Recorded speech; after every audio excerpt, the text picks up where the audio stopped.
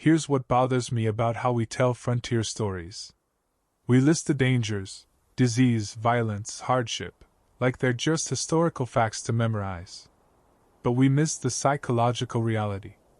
These people woke up every single morning knowing that one wrong decision, one moment of bad luck, could end everything. And they still chose to get out of bed. That choice fascinates me more than any gunfight ever could. Most documentaries focus on what killed people in the Old West.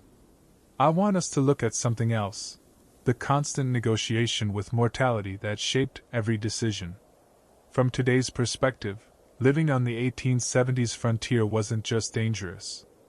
It was an exercise in accepting that you had almost no control over your own survival. And that's the part we need to understand differently. Close your eyes and imagine absolute vulnerability.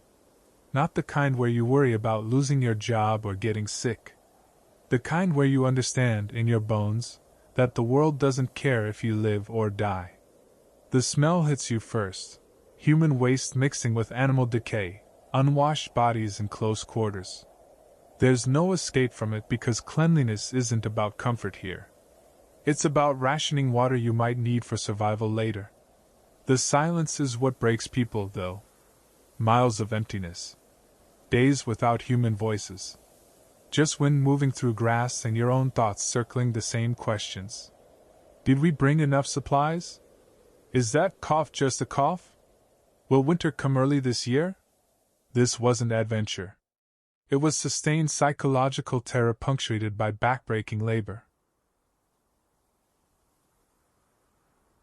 Let's talk about something historians often gloss over: the human factor in frontier disease. People knew water could be contaminated. They weren't stupid. But here's the thing we overlook today: knowing and having options are completely different. When your nearest clean water source is 6 miles away, and you've got crops dying, livestock desperate, and children crying from thirst, you make a calculation. You drink from the stream.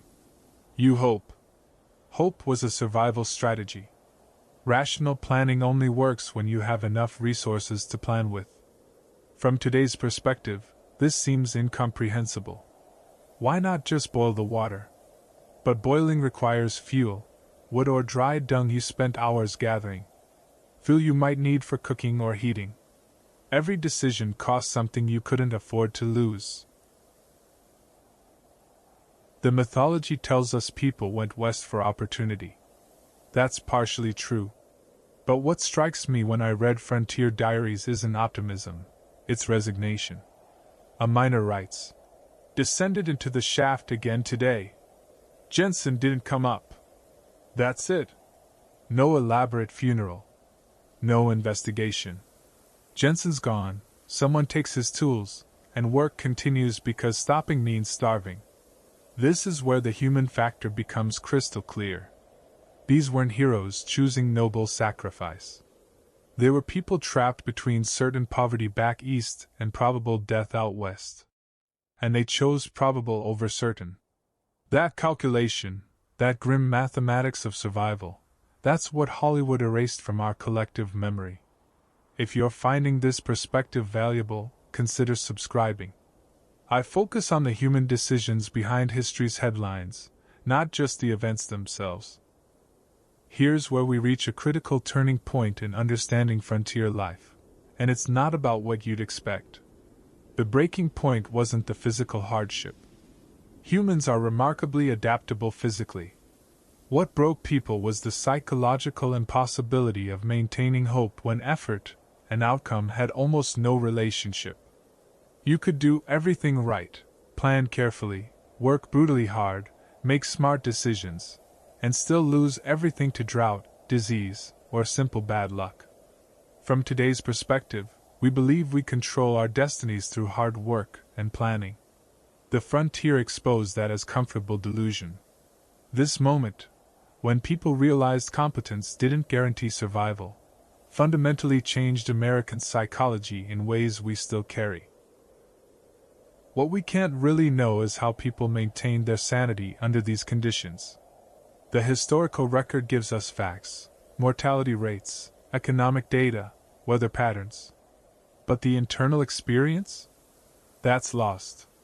Frontier diaries are remarkably unemotional. Lost a baby today. Buried her behind the house. Plowing the north field tomorrow. Did that reflect genuine emotional restraint, or was it psychological necessity? Could you function if you fully processed the trauma? This is what troubles me most about frontier mythology. We turn their psychological survival mechanism, emotional shutdown, into proof of superior character. Tough frontier stock. But repression isn't strength. It's adaptation to impossible circumstances. And we'll never fully understand what that cost them internally. Sometimes I wonder if that emotional distance was their greatest loss, or their only victory. Here's what strikes me as relevant today. We've built elaborate systems to create the illusion of control over our lives.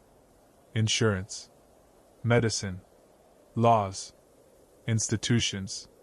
And when those systems fail, when a pandemic hits, when disaster strikes, we're psychologically unprepared in ways frontier people weren't. They accepted mortality as part of daily life. We've compartmentalized it so successfully that when death becomes visible, we're shocked. Which approach serves us better? I honestly don't know. But I think there's value in remembering that for most of human history, survival wasn't guaranteed by planning or virtue. It was negotiated daily with forces indifferent to human effort. That humility, that acceptance of our fundamental vulnerability. Maybe we lost something important when we convinced ourselves we'd conquered uncertainty.